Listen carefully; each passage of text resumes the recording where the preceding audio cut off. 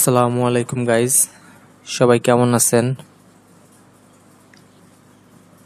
আশা করি সবাই ভালো আছেন।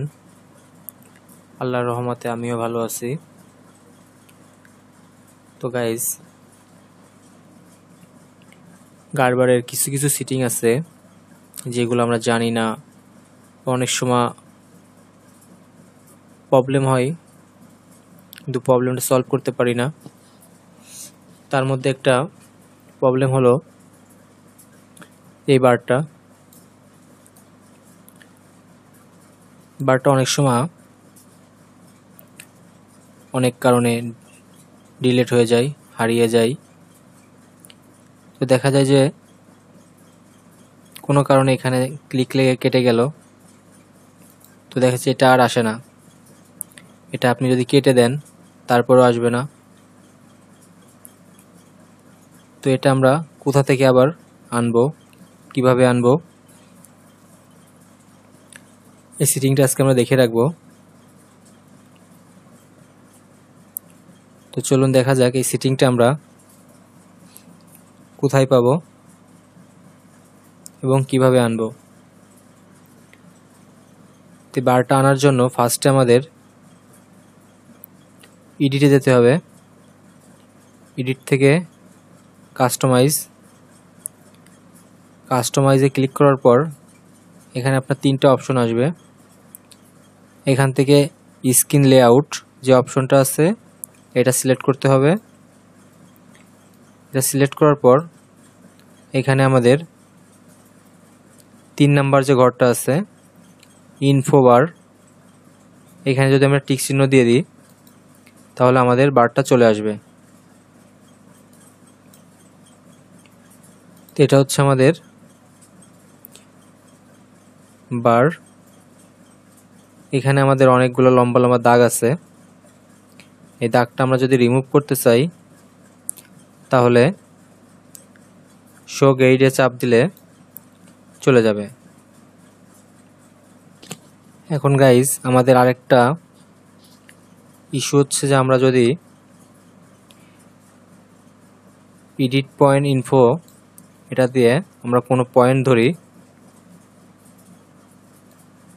পয়েন্টগুলো দৌড়াদৌড়ি করে, এটা জায়গায় থাকে না, চলে যায়।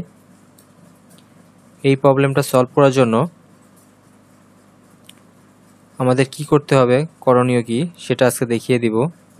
দেখুন গাইজ, আমাদের যে পয়েন্টটা দৌড়াদৌড়ি করতেছে, এক পয়েন্ট থেকে আরেক পয়েন্টে যাচ্ছে, অটো একা একা চলে যাচ্ছে। এই অটো ট্র্যাকিংটা কিভাবে বন্ধ করব আজকে আমরা সেটা দেখব। এটা বন্ধ করার জন্য আমাদের এডিটে যেতে হবে, পর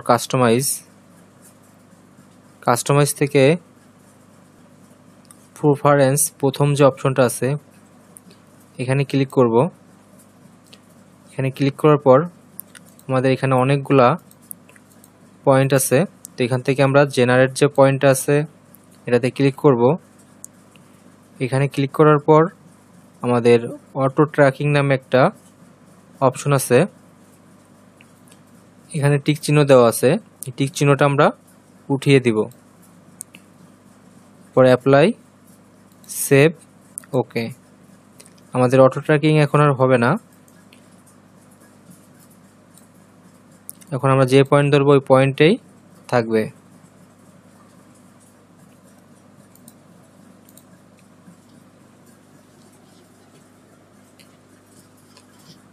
এখন গাইজ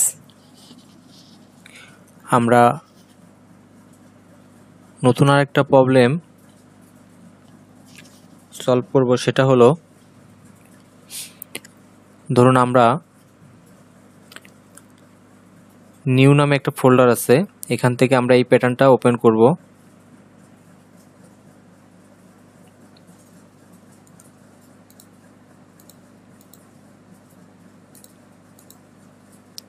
এই প্যাটার্নটা আমাদের এফ ফোল্ডারে নিউ নামে আছে। তো আমরা ধরুন প্যাটার্নে কোনো কাজ করছি, করার পর যদি আমরা প্যাটার্নটা সেভ দিই তাহলে আমাদের প্যাটার্নটা নিউ ফোল্ডার আর নাই, এখন প্যাটার্ন নামে একটা ফোল্ডার আছে, এই ফোল্ডারে চলে গেছে। এই প্রবলেমটা আমরা অনেকেই ফেস করি। তো আমরা কিভাবে এই প্রবলেমটা সলভ করব আজকে সেটা দেখব। কারণ আমরা প্যাটার্নটা ওপেন করছি নিউ নামে যে ফোল্ডারটা আছে এখান থেকে। তো এই প্যাটার্নটা আমরা যেহেতু কাজ করছি, তো সেভ দিলে আমাদের এই ফোল্ডারে সেভ হবে, কিন্তু সে তা না হয়ে সে অন্য ফোল্ডারে চলে যাচ্ছে। অন্য ফোল্ডার বলতে আমাদের পাতে, এখানে যে পাতটা আছে, পাতের ঘরে যে ফোল্ডারটা দেখানো আছে ঠিক ওই ফোল্ডারে সেভ হচ্ছে। তো এতে আমাদের অনেক সময় হয়রানির শিকার হতে হয়। তো গাইজ চলুন কিভাবে আমরা এই প্রবলেমটা সলভ করব আজকে সেটা দেখে আসি। তো এই প্রবলেমটা সলভ করার জন্য আমাদের এডিট থেকে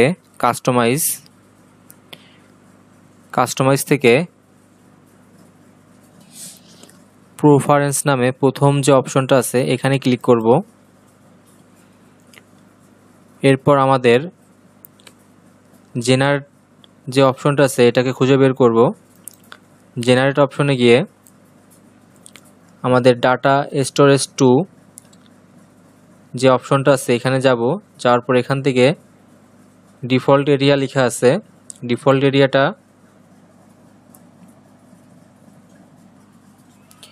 রিড্রাইভ ইভেন্ট নামে যে অপশনটা আছে এটা ক্লিক করব। এখন আমরা অ্যাপ্লাই, সেভ, ওকে। তো আমাদের প্রবলেমটা সলভ হয়ে গেল। তো গাইস চলুন আমরা দেখি প্রবলেমটা আসলে সলভ হলো কিনা। তো তার জন্য আমরা প্যাটার্নটা আবার নিলাম, ওপেন করলাম। তো দেখুন আমাদের প্যাটার্নটা নিউ ফোল্ডারে আছে। এখন আমরা যদি প্যাটার্নটা সেভ দিই,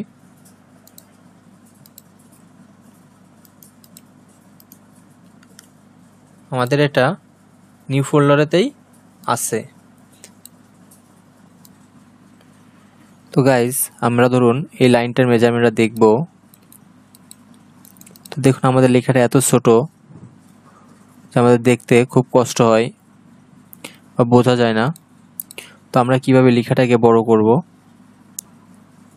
তার জন্য আমরা ফার্স্টে এডিটে যাব, এডিট থেকে কাস্টমাইজে যাব। কাস্টমাইজ থেকে আমরা এখন আমাদের ফরম্যাট নামে একটা অপশন আছে এটাকে খুঁজে বের করব। এটা হচ্ছে আমাদের ফরম্যাট। এখানে ক্লিক করার পর এখানে সিস্টেম ডিফেন্ট আছে, এখানে সিস্টেম ডিফল্ট আমাদের ওকে করা আছে। আমরা এখানে কাস্টম সাইজ দিব। এরপর এখান থেকে আমাদের যে সাইজটা প্রয়োজন আমরা সেই সাইজটা সিলেক্ট করে নিব। ধরুন আমরা 30 নিলাম। এখন অ্যাপ্লাই, সেভ, ওকে। তো আমাদের লেখাটা এখন যথেষ্ট বড়। যদি আমাদের আরও বড় করতে হয় তাহলে আমরা এখান থেকে আরও বড় করে নিতে পারবো।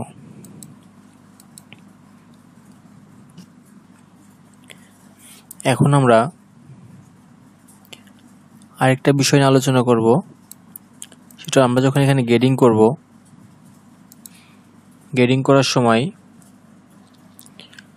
আমাদের এখানে কালারিং, সাইজগুলো কালারিং আসছে।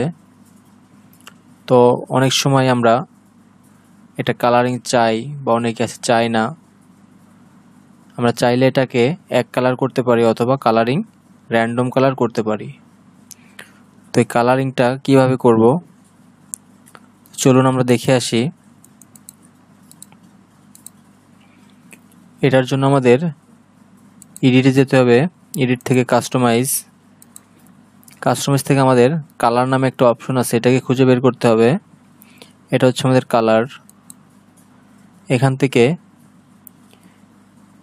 ইউজ রেইনবো লেখা আছে, এটাতে ক্লিক করলে আমাদের টিক চিহ্ন উঠে যাবে। আর টিক চিহ্ন উঠে গেলে আমাদের এটা এক কালার হয়ে যাবে। দেখুন গাইজ আমাদের এটা এক কালার হয়ে গেছে। আমরা এখানে ব্রেক সাইজ যেটা আছে যে কালারটা, ওই কালারগুলো সব বাকি সাইজ সব এক কালার হয়ে গেছে। আর আমরা যদি এখানে ইউজ রেইনবো দিই তাহলে আমাদের এটা কালারিং হবে। এবং আমরা এখানে উল্লেখ করে দিতে পারবো আমাদের বেস সাইজ কত হবে, স্মল সাইজের কালার কি হবে, এবং লঙ্গার যে সাইজগুলো আছে সাইজটার কালার কি হবে।